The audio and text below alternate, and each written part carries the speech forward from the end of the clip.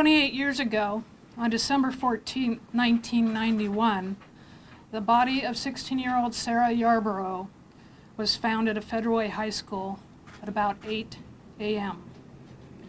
She was a member of the high school drill team and arrived about an hour early to meet her team members and to travel to an event.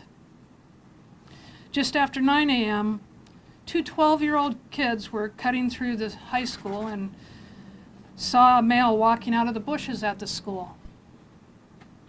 After he walked away, they went into the bushes to look around, and there they found Sarah's body. The boys went home and told their parents, who called 911. During the investigation, detectives were also able to locate a jogger who had been in the area at the time, and that person provided a description of a suspect. Sketches were made using information provided by the boys. The first sketch we're going to show you is an identikit sketch that was made at that time.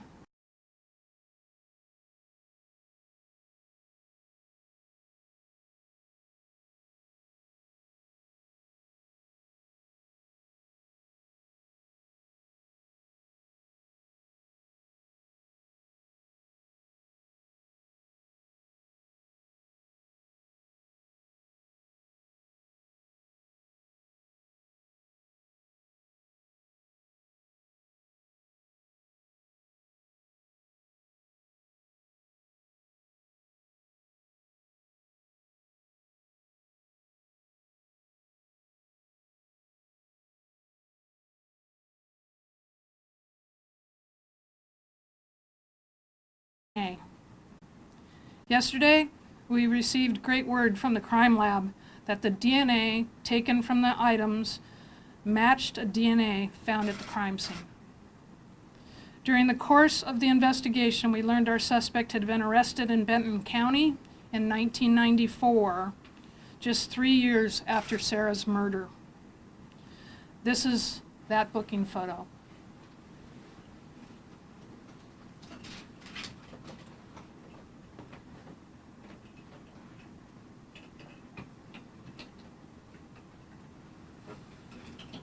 Thank you, Chief.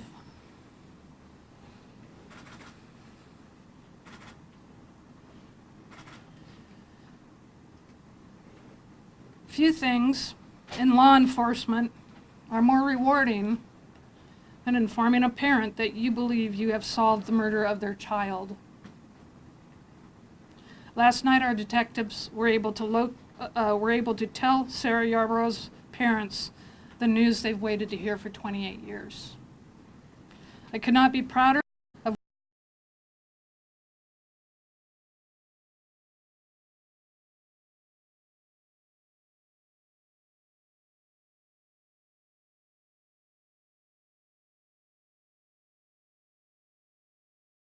to provide more information on how our suspect was identified.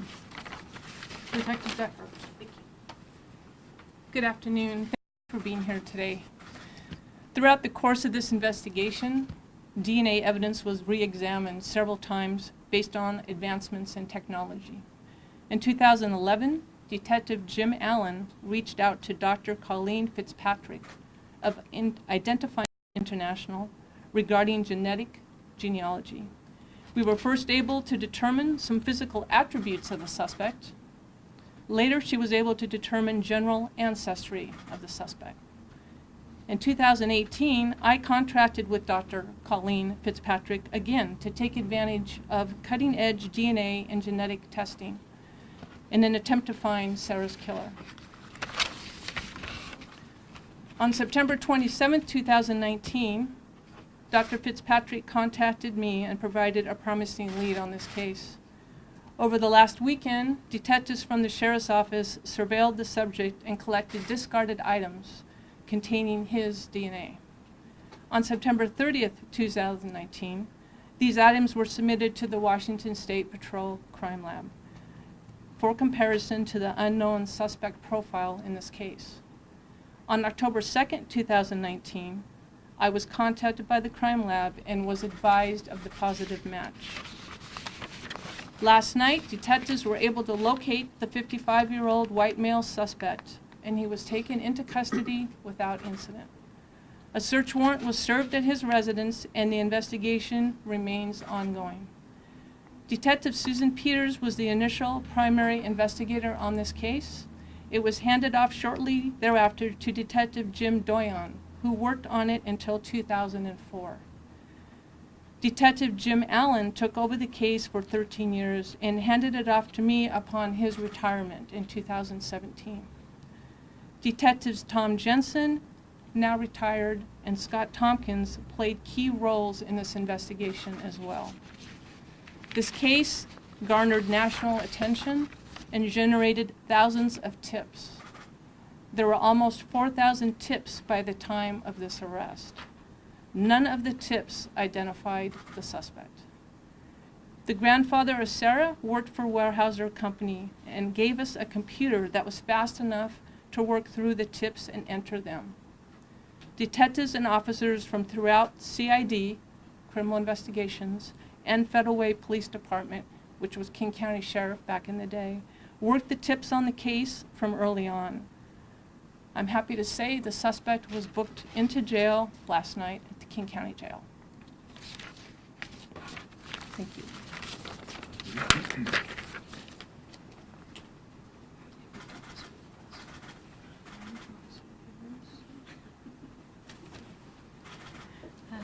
Hi, I'm Laura Yarborough, Sarah's mother, and just would like to thank the King County detectives who have worked so tirelessly on solving our daughter's murder.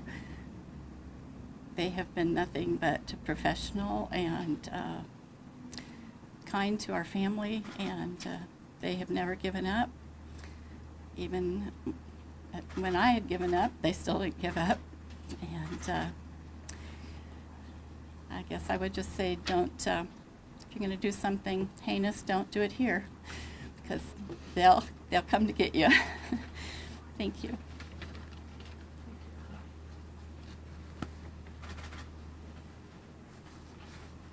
Executive.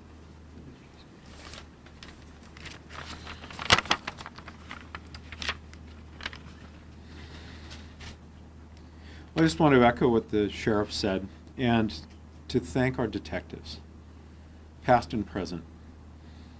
Generations of detectives for their tireless work on this case.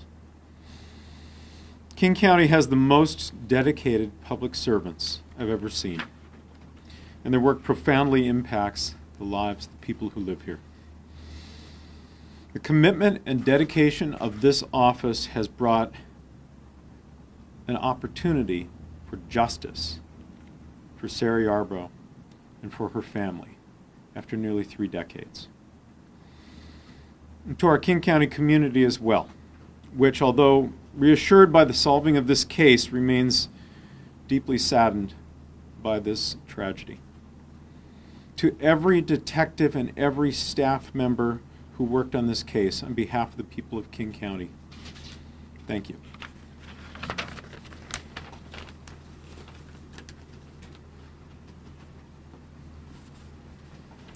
Thank you, Sheriff. On the way up here this morning, I stopped off at Federal Way High School. I live within 3 blocks of Federal Way High School. In the year after Sarah's death, the family and the friends of the family came together to build a beautiful monument to her. And that monument exists at Federal Way High School today. That monument includes a backpack, 2 ballet slippers, a necktie, and a dog, and most importantly to me, 2 words: Carpe Diem. She lived each day. I had the privilege of knowing the Yarborough family. I knew her grandparents, fortunate to know her parents. They were very active in our community. The takeaway from today is twofold. If you're a victim in King County, we will not forget you. And if you're an offender in King County, we will not forgive you. We use DNA Ancestry.com and all those programs that these great detectives have done. But the secret is the dogged determination of our detectives taking the latest technology and making it work, even on a case that was 28 years old. Your daughter was incredible, and so was her mother and father and her grandparents. And on behalf of the community of Federal Way and South King County, thank you for your dogged determination to keep her memory alive. Thank you, Laura. Thank you. Thank you, Mr. Von Reichenauer. Mr. Satterberg. Well, it's true that advances in DNA science have created a case that is compelling and that we are looking forward to presenting to a jury. It's not a self-executing database. It needs to have the persistent, determined, continued dedication of professionals to make it happen and to remember to make it happen. And over the life of this case, for the last 28 years, you've heard a number of different detectives who have invested themselves in it, and I want to let you know there's a number of prosecutors in my office who too have been very invested in this case. You can't look at the facts and understand this case without wanting to never rest until it's solved. So we will be filing charges this afternoon. We'll be asking for bail in the amount of $2 million. It'll be first-degree murder charges, and when the paperwork is ready, we'll make sure that it is available to all of you. Thank you. I want to thank everyone for being here today, and if you have a few questions that we can answer, of course, remembering the case is still being investigated, please ask. Sheriff, one of the first clues that came out in 1991 was that somebody who might have been a suspect was seen driving away in a Nova, a 70s Nova. Any idea whether that guy was the man that you arrested last night? I don't know if we have those facts yet, but Kathy? We do not. We don't have any reason at this time to believe that there's a connection between that Nova and this man, but this is still early on, and we have a whole lot of investigative work that needs to be done. So. Can you talk a little bit more about the DNA evidence? I mean, we've heard a lot about genetic genealogy. Were those techniques used, or how did we get to this suspect? I'll ask Detective Decker. The other thing we want to do later on is actually, work with the scientists and provide more story for you on that. Detective? And this really is all about Dr. Colleen Fitzpatrick and her amazing dedication and effort. She has been working on this case since 2011. This was a passion of hers to solve this case. And I'm just very pleased that she was the one who was able to bring it to fruition. The genealogy part of this is actually quite fascinating, and she is going to be the very best person to help you better understand how this works. But it was most definitely a combination of DNA and genetics that led us to where we're at. And of course, the Washington State Patrol Crime Lab and their ability to quickly assess the DNA that we did bring to their attention certainly helped us to get where we were at. What was the DNA sample on that you took from the suspect? I'm not going to release that right at this time. I think that's something that we might be able to speak to a little bit later, but right now, because we're so fresh and the investigation is so new, I want to make sure that we have a complete understanding ourselves of what we need to keep back at this point. Right, because you gathered the items a couple days before actually arresting him, so you must have, I was curious about that piece, how you got the items. Are you able to talk about that? I'm not, although I can tell you that the case will be filed today and there will be a certification of probable cause that will be available, and I think that you'll find that there'll be some more information in that document that might help answer some of your questions. What's the connection between suspect and victim? And you mentioned he had been arrested in Benton County previously. What's that for? Don't know yet much about the connection between the two. There doesn't seem to be one, but again, we're brand new into this. We have a whole lot of work that we need to do to try to better understand what that relationship may have been, or even if there was a relationship at all. And the arrest piece, my understanding is that there was a prior arrest for child molestation in the first degree. That was by our office here in King County. That was settled as an assault fourth degree charge. There is a Benton County arrest that we just learned about this morning that looks like that was from 1983. That was for attempted rape in the first degree. He was, in fact, sentenced to 10 years on that charge and did serve time at Shelton on that charge. Can you tell us anything about him now? Where's he been living, like what's that kind of thing? I can tell you he's a resident of Covington. He is local to this state, as best as we can tell at this point. Like I said, there's still more work to be done. As far as going into any more detail, I'm going to withhold that at this time until we have a little bit better understanding ourselves about who he is and what he's all about. Can you tell us anything about the arrest yesterday? It went without incident. It was a great example of how our unit is able to work together with the other detectives and investigators that are part of our county sheriff's department. We were able to quickly bring together the resources that we needed, and everybody had a good understanding of what we needed to get done and how to get it done, and it went down without incident, and we were able to easily take him into custody and get him to our precinct where he was processed and booked. What was the thing that led you to put him under surveillance in the first place? That was all part of the investigative efforts and some DNA work that we had done, and the report. And a good part of that was also just based upon the genealogy that Dr. Colleen Fitzpatrick was able to provide to us that gave us that investigative lead, and then that led to some surveillance, and then that, of course, led to us being able to have some of those items that were picked up during the surveillance tested for DNA, which gave us the actual positive match that we were looking for. Because that means that somebody in his family or connected to him has DNA in the CODIS? Is that how you're able to make the match? No, that was not how it came apart. It does turn out that there is, that is true. However, that's not what led us to where we were at. So it wasn't familial DNA? No, it was not. How old was the suspect at the time of the murder, and I guess that would lead to how old he is today? I believe he was 27 at the time of the murder.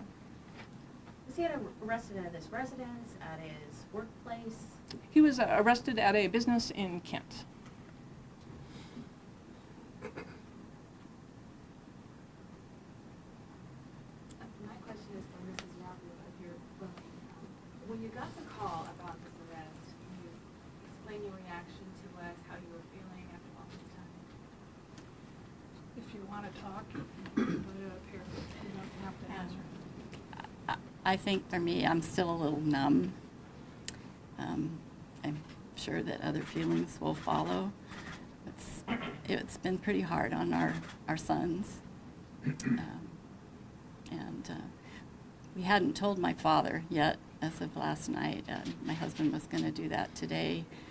He's 95, has been involved with the detectives and trying to provide help to the investigation since the beginning, and I'm sure he'll be very grateful and very thankful, but of course his health is a little bit fragile now. So, does that answer your question? Yes, yes. Okay. Ms. Rowe, do you mind telling us just a little bit about Sarah and what she was like for people that don't know her? Sarah was a person who loved life. She loved people. She loved to travel. She had been to New Zealand twice with a singing group. They were actually did a program on trying to teach refusal skills for drugs to kids in grade schools. She was an excellent student. She loved school. She loved reading. She always had a book in her hand. She was excited about going to college. She had big hopes and big dreams. She was a great sister. She was a great daughter. And you said she has brothers? Yes, she has 2 brothers. Thanks. You said that you didn't think that this day would come. You had lost hope. Did that ever get regained before you got the call that you've been arrested? I was really surprised. I actually wondered perhaps if the person was no longer living. I just seemed unbelievable to me that he would still be around. So, but I have to say that the detectives have never given up, and they've been extremely dogged, and they kept up even, when I was ready to throw in the towel. So, yeah, I was very surprised. What kind of woman do you think your daughter would be today? That's kind of a hard question to answer.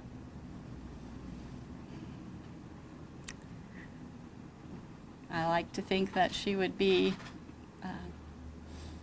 still be a good daughter and a good sister, and she was always very good to her grandparents and had a lot of friends. She still has a lot of friends who I hadn't told any of them about this, and they'll be very interested. I'm sure it will blow up all over Facebook. So she has friends who still today keep up a Facebook page trying something about justice for Sarah. So her friends were really impacted by this. They were young and vulnerable, and it was scary. So It does make it, thank you so much. This is why public servants do their work. This is why your government officials support all kinds of different layers of what King County government provides. And I want to say a shout out to the team, past and present, future. We continue to do investigations into cold cases. We are proud of the work we accomplish, and we're grateful for technologies and skills like Dr. Fitzgibbons has. And so we look forward to helping in any way we can to take this investigative case to the next steps and help out Mr. Satterberg's team and a group of prosecutors who have worked tirelessly along with our team over the course intensely the last few days. So thank you very much. Appreciate your time today.